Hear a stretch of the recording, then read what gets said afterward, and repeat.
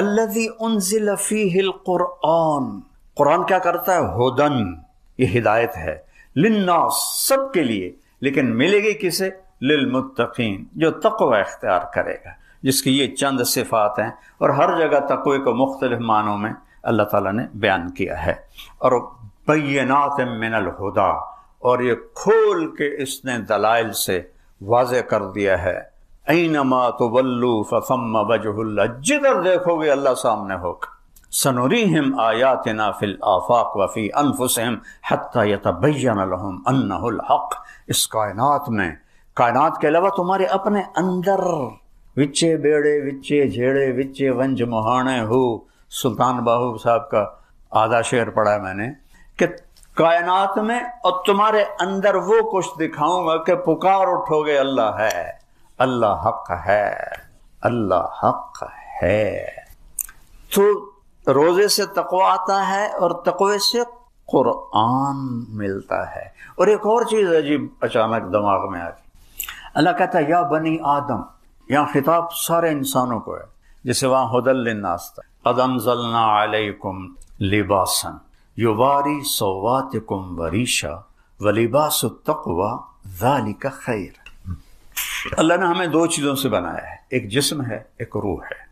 تو پہلے اللہ تعالیٰ فرما رہا ہے کہ اے آدم کی اولاد، مسلم غیر مسلم، عورت مرد، تم مانو یا نہ مانو، ہم نے تم پر لباس اتارا ہے، US اپیرل نے نہیں بنایا، ہم نے اتارا ہے لباس۔ یہ کیا کرتا ہے؟ یواری سوآت، تمہارے جسم کے عیب چھپاتا ہے۔ اچھا، ستارہ بھی چھپانے کو کہتے ہیں، ڈھانپنا۔ تو یہ اوکھا لفظ کیوں اللہ لایا ہے؟ ستارہ چھوٹا لفظ ہے، یواری بڑا لفظ ہے اور مشکل لفظ ہے۔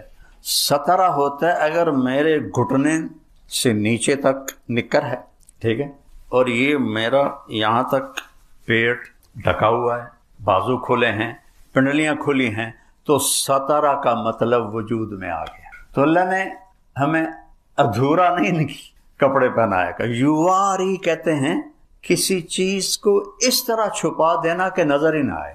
تو اللہ نے کہا یواری، ہم نے تم پر لباس کو اتارا جو تمہیں چھپا دیتا ہے تمہارے سارے عیبوں کے ساتھ۔ ننگے ہونے میں کوئی حسن نہیں، اللہ کی قسم۔ مغرب کی عورت ننگی ہوئی بے قیمت ہو گئی، ٹشو پیپر ہو گئی۔ تو اللہ نے کہا سبحان اللہ، غور کرنا ذرا، ایک تو یہ تمہیں بالکل چھپاتا ہے، آگے کہا وریشا، اور تمہیں زینت دیتا ہے۔ لیکن لفظ کیا ہے؟ ریشا۔ ریشا زینت کو نہیں کہتے، ریشا پر کو کہتے ہیں، پرندے کے پر کو۔ پرندے کا سارا حسن اس کے پر کے ساتھ، مور کے پر کاٹ دو پچھوکی رہ گیا، ککڑی رہ گیا، سارا حسن پروں میں۔ عقاب کی پرواز کا مزہ لینا ہو تو اس کے پروں کا پھیلاؤ دیکھو، تو سارا حسن پر میں ہے۔ تو اللہ نے یہاں زینت نہیں فرمایا، اعلیٰ درجے کی زینت، ایسا لباس تمہیں دیا ہے جو تمہیں اعلیٰ درجے کا خوبصورت بناتا ہے۔ یہاں تو جسم آ گیا، اب آگے آ گئی روح۔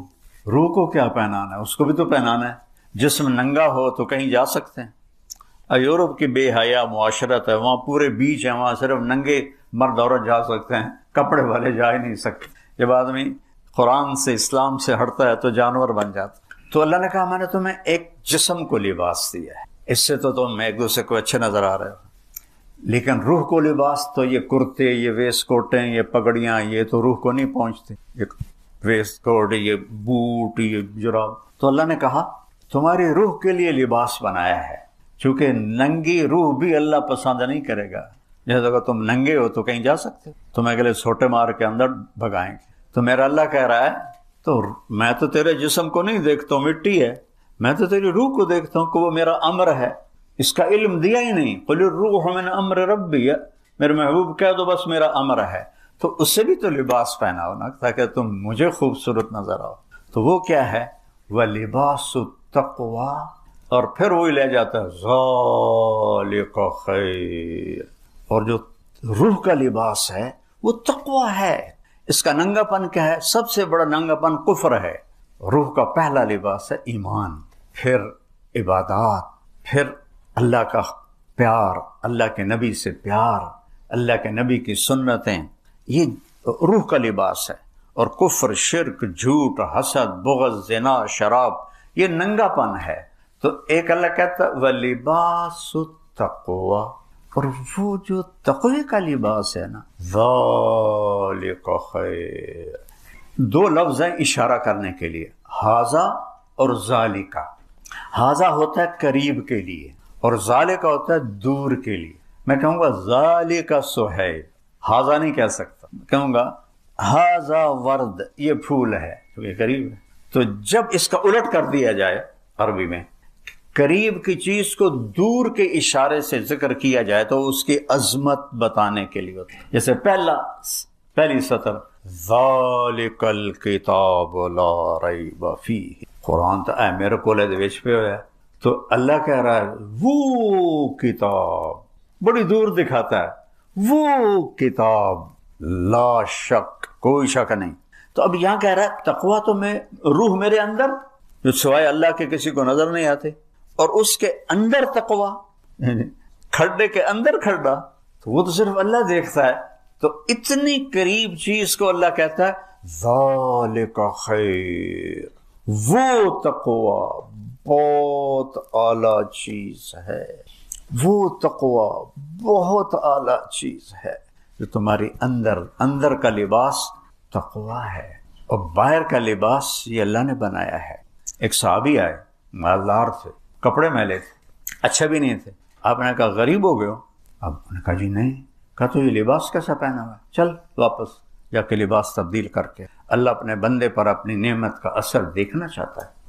حضرت امام حسن علیہ السلام بہت اعلیٰ کپڑا پہنتے تھے، بہت قیمتی. تو ایک آدمی نے اعتراض کیا کہ اللہ کے نبی نے تو زہد سکھایا، تم اتنا عالی لباس کیوں پہنتے ہو؟ کہا میں اس لیے پہنتا ہوں کہ غریب کو مانگنے میں ہچکچاہٹ نہ ہو، اسے پتا ہو کہ یہ پیسے والا ہے تو اس کو مانگنے میں آسانی ہو، اس لیے میں یہ پہنتا. سبحان اللہ. تو اب میں ایسے قرآن سارا ایسے جڑا ہوا ہے. آپ جب پڑھتے ہیں تو لگتا ہے کہ یہ اس نے ان سے نہیں مل رہا، یہ اس سے نہیں مل رہا، لیکن اللہ کی قسم یہ ہوتے ہیں نا زنجیر کی کڑیاں، اس طرح سارا قرآن اس طرح جڑا ہوا ہے، اس طرح ایسے جڑا ہوا ہے. تو انا انزلناہ فی لیلۃ القدر شہر رمضان الذی انزل فیہ القرآن. یہ سورہ بقرہ، وہ 30واں پارہ سورہ قدر تھی. اور وَلِبَاسُ التَّقْوَى ذَلِكَ خَيْرٌ سورہ رعد، لَعَلَّكُمْ تَتَّقُونَ سورہ بقرہ، اور ہدی للمتقین. یہ کہاں سے میں نے انزلہ اور تقوی کو جوڑ کے آپ کو ایسے زنجیروں میں پرو کے دکھایا ہے. تو قرآن غذا ہے جس سے تقوی پیدا ہوتا ہے، اور تقوی سے دین پہ چلنا آسان ہو. آپ کی جو آپ میں سرجن ہیں ان کی پریکٹس اور ہے، جو فزیشین ہیں ان کی پریکٹس اور ہے، جو گائنیکالوجسٹ ہیں ان کی پریکٹس اور ہے، لیکن وہ کرتے کرتے کرتے کرتے سیکھ جاتے ہیں. ایک دم تو ماں کے پیٹ سے کوئی نہیں آتا ہے. تو یہ جو صفات ایمان ہیں یہ سیکھتے سیکھتے سیکھتے آدمی سیکھتا ہے. صرف ماں باپ مسلمان ہوں اتنے سے بچہ دین پہ نہیں آتا جب تک اسے پورا اس کی طرف متوجہ نہ کیا جائے، سکھایا نہ جائے. تو میرے بھائی بہنوں، یہ رمضان کا مہینہ اصل تو قرآن کا مہینہ، اور قرآن سے دل لگاؤ. اچھا ایک رواج میں 10 ختم کر لے رمضان شریف میں 6 کیتے ہیں، میں 5 کیتے ہیں. وہ اللہ یہ نہیں چاہتا، اللہ کی قسم. آپ کو اجر مل جائے گا کوئی بات نہیں، لیکن اللہ یہ نہیں چاہتا کہ تسی مشین چلا دو گڑ گڑ گڑ گڑ گڑ گڑ گڑ گڑ. واللہ اللہ کی یہ پسند نہیں کہ تم 10 ختم کر دو رمضان میں اور 4 سپارے روزانہ پڑھو. اللہ کہتا ہے افلا یتدبرون القرآن، تم قرآن میں غور کیوں نہیں کرتے؟ افلا یتفکرون، تم اس میں تدبر تفکر کیوں نہیں کرتے؟ میں نے تو اس لیے اتارا ہے. یہ نہیں کہ تلاوت شروع کر دو، تلاوت مطلوب ہے، ایسی نہیں ہے کہ جیسے آج کا ہمارے لوگ کر رہے ہوتے ہیں. ایک آیت پڑھو. حضرت عبداللہ بن عمر فرماتے ہیں ہم 10 آیتیں سیکھتے تھے اللہ کے نبی سے، اور جب تک اس پہ عمل نہیں ہوتا تھا آگے نہیں چلتے تھے. تو قرآن تو پیغام زندگی ہے، کیسے چلنا ہے. روزہ اس کو بوسٹ کرتا ہے. چونکہ یہ گناہوں سے آڑ بنتا ہے، آدمی حلال چھوڑ دیتا ہے تو حرام چھوڑنے کی بھی طاقت اللہ تعالیٰ پیدا فرما دیتا ہے۔ تو میری گزارش ہے بھائیو، قرآن سے دل لگاؤ۔ قرآن روح کی طرح ہے، روح ہو تو پورا جسم، پوری باڈی حرکت کرتی ہے، تو نماز، روزہ، حج، زکوٰۃ اور سخاوت، عبادت، یہ سب اعضاء و جوارح ہیں، اور اس کی روح قرآن ہے۔ جب قرآن میں طاقت آتی ہے تو سارے حرکت کرنے لگ جاتے ہیں، سب حرکت کرنے لگ جاتے ہیں۔ تو اپنے آپ کو قرآن کے ساتھ جوڑو۔ امت ٹوٹ گئی ہے قرآن سے، اللہ کی قسم ٹوٹ گئی۔ اور قرآن سے ٹوٹنا بہت بڑی تباہی ہے، کہ اس یقین ہو اللہ اس کے رسول کی بات کا، کہ جو اللہ نے کہہ دیا ہے حق ہے۔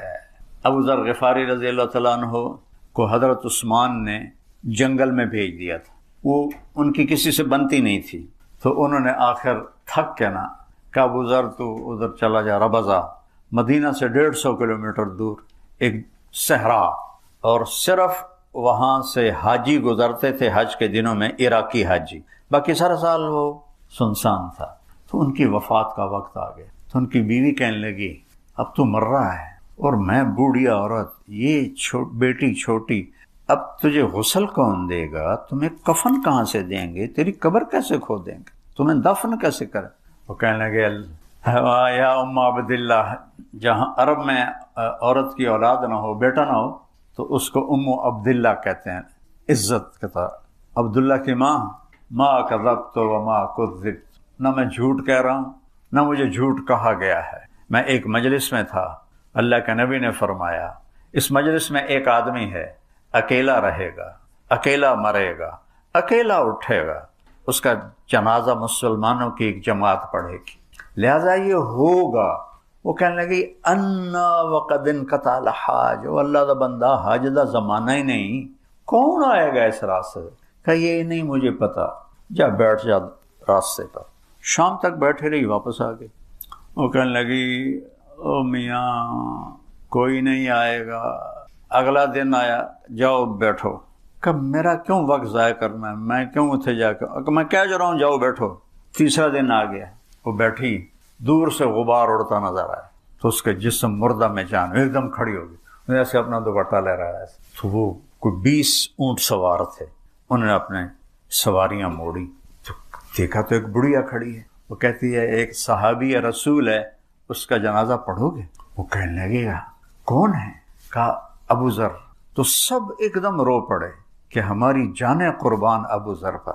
اور یہ کون تھے؟ حضرت عبداللہ بن مسعود اور ان کے شاگرد، اور یہ عمرے کے لیے جا رہے تھے مدینہ مکہ، وہ عمرے کے لیے نہیں جا رہے تھے، وہ ابو ذر کا جنازہ بلا رہا تھا۔ تو جب وہ آئے نا تو پھر اپنی بیوی سے کہنے لگے دیکھ لیا تو نے، میں نے کہا تھا نہ میں نے جھوٹ کہا ہے نہ کہنے والے نے جھوٹ کہا ہے۔ تھوڑا سا یقین بنا لو اپنے نبی کی بات پر۔ کتنے برملا کہتے ہیں جھوٹ کے بغیر تو کام ہی نہیں چلتا، یا اللہ میری توبہ۔ فرمان لگے دیکھو بھائی، مجھے کفن وہ دے گا جو حکومت کا ملازم نہ ہو۔ حکومت خلافت عثمان ہے، اور کہہ رہے ہیں جس نے حکومت کی نوکری نہ کی ہو وہ مجھے کفن دے گا اور وہ میرا جنازہ پڑھے گا۔ تو ایک انصاری نوجوان بولے میں نے آج تک حکومت کی نوکری نہیں کی، اور یہ احرام ہے میری ماں نے اپنے ہاتھوں سے تیار کیا ہے، کہا تو اس میں مجھے کفن دو۔ ابن مسعود موجود ہیں اور فرما رہے ہیں تو میرا جنازہ پڑھے گا۔ اللہ اکبر، کا انتقال ہو گیا۔ اچھا، جب صبح ہوئی تو بیٹی کو بولا بیٹی آج مہمان آئیں گے، ان کے لیے کھانا تیار کرو، بکرا ذبح کرو۔ تو وہ کہنے لگے اب بوڑھا باپ ہے جو کہہ رہا ہے چلو کر دو، صدقہ ہی صحیح۔ تو کھانا پکانے میں لگ گئے۔ تو جب وہ انہوں نے جنازہ پڑھا اور فارغ ہو کے جانے لگے تو ان کی بیٹی نے کہا عبداللہ ابن مسعود سے یا عم حلم الی الغدا، کھانا کھا لیجیے۔ کہنے لگے انا لکی ھذا، تمہیں کیسے پتا کہ ہم آ رہے ہیں اور تم نے کھانا تیار کیا؟ کہ ابا نے کہا تھا کہ آج ضرور آئیں گے میرا جنازہ پڑھنے والے۔ کہنے والا جھوٹا نہیں تھا۔ تو عبداللہ بن مسعود اور سارے زار و قطار رونے لگے، اور ابن مسعود نے بڑی عجب بات کی کہ واہ ابو ذر تو نے مر کے بھی سخاوت نہ چھوڑی، تو نے مر کے بھی سخاوت نہ چھوڑی۔ بھائیو قرآن سے دل لگا لو، اور اس کے محبوب کی زندگی سے دل لگا لو، کچھ ٹائم دو. ختم کرنے اللہ کی چاہت نہیں ہے، غور کرنا اللہ کی چاہت. تہجد کا وقت اس کے لیے سب سے اعلیٰ ہے. ایک صفحہ پڑھ لو، ایک سطر پڑھ لو کہ یا اللہ تو مجھ سے کیا کہہ رہا ہے. خاص طور پر آسان کرتا ہوں، یا ایھا الذین آمنو صرف مجھ سے بات ہو رہی. قرآن میں 89 دفعہ ہے یا ایھا الذین آمنو، بس پہلے وہ ختم کر لو کہ اللہ تو میرے کو کی منگے ہے. جب اللہ کہہ رہا ہے اے ایمان والو، یا ایھا الناس بھی بتا دیا، یا بنی آدم بھی بتا دیا، یا ایھا الکافرون بھی بتا رہا ہوں، یا ایھا الذین ہادوا یہودیوں کے بارے میں، یا اہل الکتاب عیسائیوں کے بارے میں. لیکن جب کہتا ہے نا یا ایھا الذین آمنو، تو 1.25 ارب مسلمان جو اس وقت ہیں، اللہ ان کا کندھا پکڑ کے کہہ رہا ہے تیرے نال گل کر رہے ہیں. تم خود سوچو، ایک بڑا آدمی آپ کو کہے آپ سے بات کرنے، تم ادھر منہ کر کے کھڑے ہو جاؤ، کوئی تمہاری عزت رہ جائے گی؟ اور اگر اس کا موڈ خراب ہو گیا تو تمہیں کتنا نقصان پہنچا سکتا. شہنشاہ اعظم یہاں سے ہاتھ میرا کندھا پکڑ کے کہتا ہے طارق جمیل تو ایمان والا ہے، میں تجھ سے بات کرنا چاہتا. تو ایمان والا ہے نا زینب، تو ایمان والی ہے نا، میں تجھ سے بات کرنا چاہتا. یہ تصویر ہے یا ایھا الذین آمنو. تو بھائیو اللہ مجھے بھی توفیق دے، آپ کو بھی توفیق دے. قرآن سے دل لگاؤ، رمضان کے روزے اہتمام سے رکھو. روزہ صرف منہ بند کر کے نام، آنکھیں بھی روزہ رکھے، زبان بھی روزہ رکھے، غیبت نہ ہو، جھوٹ نہ ہو، گالی نہ ہو، بہتان نہ ہو، کسی کو برا بھلا نہ کہے، کسی کو بے عزت نہ کرے. اپنے کانوں کو حرام سے بچائے، نہ غیبت سنے نہ کرے. اپنے ہاتھوں کو ظلم سے بچائے، اپنے پاؤں کو غلط جگہ جانے سے بچائے، تب جا کے روزہ بنتا ہے. تو پھر سحری اور افطاری میں دروازے کھلے ہوتے ہیں، مانگو کیا مانگتے ہو. میں جب 3 چلے لگا رہا تھا نا، تو میں تو اچانک گیا، آل آف سڈن میرے رب کی قسم، میں آج تک اللہ سے کہتا ہوں، آج تک، یا اللہ مجھ سے قسم لے لے اگر یہ سب کچھ میں نے کیا ہو، یہ تو نے کیا ہے، نبھا دینا، تیری بڑی مہربانی. اب تو چند صبح چند شاموں پہ بات آ گئی ہے، گزر گئی. ہمارے جانگلی زبان کا محاورہ ہے داگڑ دیا. داگڑ دیا تبلے کی تھاپ کی آواز کو کہتے ہیں. داگڑ دیا ڈھیر گزر گئی تھوڑی ریا، 70 سال کے بعد کیا رہ جاتا ہے. تو میں جب 3 دن سے 3 چلے کر دیے تو میں نے کہا یا اللہ رمضان آ گیا ہے، مجھ سے 5 راتیں نہیں جاگا جائے گا. دسمبر کا رمضان تھا 1971، تو مجھے لیلۃ القدر میں اٹھا دینا، تیری بڑی مہربانی. روز میں مانگتا تھا، روز مانگتا تھا. 21 کی رات ہم ایک گاؤں میں تھے، میں سویا ہوا تھا رضائی لے کر، کسی نے یہاں ہاتھ سے مجھے پکڑ کے ایسے بٹھا دی. باقاعدہ میں نے فیل کیا، مجھے کسی نے ایسے اٹھا دی. رضائی ادھر آ گئی. میں کہا ہیں میں نے کہاں اٹھایا؟ ادھر دیکھا، ادھر دیکھا، گھڑی دیکھی 12 بج رہے ہیں. کیا ہے کی نے پھر رضائی اوپر لی. یا رضائی اوپر لی تو میں نے کوئی طارق جمیل آج تو 21 دی رات ہے. میں نے رضائی اٹھا کے وہ پھینکی اور بھاگ کے باہر آ گیا. اور شہری تک میں نے اللہ سے ایک شے مانگی، یا اللہ مجھے قبول کر لے اس کام کے، مجھے قبول کر لے. ساری رات میں نے اس کا رٹا لگایا. تو اس کے بعد ہماری واپسی تھی رائے میں، قلعہ سوندا سنگھ دیپال پول کا راستے میں ایک اڈا آتا ہے. اب مجھے خیال شروع ہو گیا یہ تو نے کیا مانگا ہے کہ مجھے قبول کر لے. تو میڈیکل پڑھ رہا ہے، ادھر تو ڈاکٹر بننے کی طرف چل رہا ہے، ادھر تو کہہ رہا ہے یا اللہ مجھے قبول کر لے. یہ تمہیں تو جوڑ کے میں بیٹھے گا. اتنا زیادہ میرے اندر چرخی چلی. میں کہا اچھا آپ پہ جی اللہ نے منظور ہے تو میں نے دلا دے سی، نہیں تو دلا دے سی، دو میں چنگے کام ہیں. تو اللہ نے ایسا نظام چلایا. 3 چلے کے آخر میں ایک لڑکا مجھے ملا، وہ بھی 3 چلے لگا رہا تھا. کہنے کا کیا کر رہا ہے؟ میں نے کہا میڈیکل میں ہوں. کہنے کا تیرا باپ کیا کرتا ہے؟ میں نے کہا ذمہ دار ہے. کہا تو عالم بن جا. میں کہا یار بڑا اوکھا کام ہے، میں پتہ کیتا ہے 8 سال لگ دیں، یہ نہیں ہو سکتا. وہ کہا ڈاکٹر بننے کا کیا مطلب ہے، پہلے بھی اللہ نے رزق دیا ہے، تھوڑا اور آ جائے گا.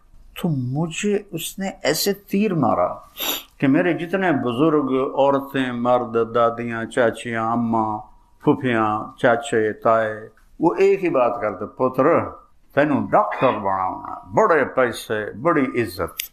یہ 2 لفظ میری یادداشت اچھی ہے، آج بھی میرے کانوں میں یہ 2 لفظ، پتر، بڑے پیسے، بڑی عزت. تو میں نے سوچا یہ تو بات تو ٹھیک کر رہا ہے، پہلے ہی اللہ نے رزق دیا ہے تو تو چلو 2-4 چھلڑ ہو رہا جاؤں گے، چونکہ خدمت والی بات تو کسی نے کبھی کی نہیں تھی کہ تو مریضوں کی خدمت کرے گا، دعائیں لے گا، واللہ نیور. اس کی ایک بات نے میرا سارا اوپر تو فیصلہ اللہ کر چکا تھا، اللہ نے مجھے اس راستے میں لگا دیا. آج آپ کے سامنے بیٹھا ہوں، میں سوچ رہا ہوں اگر میں ڈاکٹر ہوتا مجھے میاں صاحب یوں بلاتا بھٹی صاحب بلاتے مجھے، ان سے ٹائم لینا پڑتا. اللہ کی رضا میں مر گئے تو موج. میرے 3 بیٹے تھے، ایک درمیان والا جوان بیٹا تھا، وہ اچانک فوت ہو گیا تو بہت صدمہ تھا. اور اللہ یہ صدمہ کسی کو نہ دکھائے. جو ساز سے نکلی ہے وہ دھن سب نے سنی ہے، جو تار پہ گزری ہے وہ کس دل کو پتہ ہے. مرتے ہوئے اللہ راضی ہو، ہم نے منزل پا لی. اور جو آپ یہ کام کر رہے ہیں واللہ میں خوشامد نہیں کر رہا ہوں، میں تصور نہیں کر سکتا تھا. اور اللہ ان دونوں بھائیوں کو جزائے خیر عطا فرمائے. یہ اللہ کے بہت مقبول بندے ہیں. جتنا آپ کا سٹاف ہے اب سب اللہ کی بارگاہ میں مقبول ہو، محبوب ہو. 6 براعظم تو میں نے خود دیکھے ہیں بھائی، کسی جگہ یہ نہیں ہے. اور آپ کو اللہ پکڑ کے یہاں کھڑا کر رہا ہے. اللہ نے آپ سب کو پسند کیا ہے اور ان بھائیوں کو پسند کیا ہے، تب یہ اتنا بڑا انسانی خدمت کا اللہ نے آپ سے وہ کام لیا ہے کہ 6 براعظم میں کوئی نہیں. اللہ ان کی نسلوں میں بھی رکھے اور اس میں برکت دے اور ہر قسم کے شر سے بچائے. سبحان اللہ. میں پہلی دفعہ آیا ہوں، حالانکہ بہت پیار محبت بھائیوں جیسا، لیکن میرا سر درد 6-7 سال سے ایسا ہے کہ وہ مجھے ایسے پکڑ کے رکھتا ہے. تو پھر میں نے کہا چلو آج تو چکر لگاتا ہوں. بھٹی صاحب سے بات کی، کہا رمضان کے اوپر کوئی بات ہو جائے. تو قرآن کے پہ میں نے بات کی ہے زیادہ، وہ اصل میں رمضان کی بات تھی، کیونکہ دونوں آپس میں ایسے ملے ہوئے، ایسے جڑے ہوئے. تو اللہ تعالیٰ ہمیں صاحب قرآن بنائے اور فرائض کو پورا کرنے والا بنائے. آپ کے نوافل یہ مریضوں کی خدمت ہیں. ایک لشکر جہاد سے واپس آیا تو صحابہ نے کہا جی یہ جو تھے نا ساتھی، رات کو تہجد، دن میں روزہ، سارا دن ذکر. تو آپ نے کہا اس کے گھوڑے کو چارہ کون ڈالتا تھا؟ کہا جی ہم ڈالتے تھے. اس کا خیمہ کون لگا تھا؟ کہا جی ہم لگاتے تھے. کہا پھر تمہارا درجہ اس سے اچھا ہے.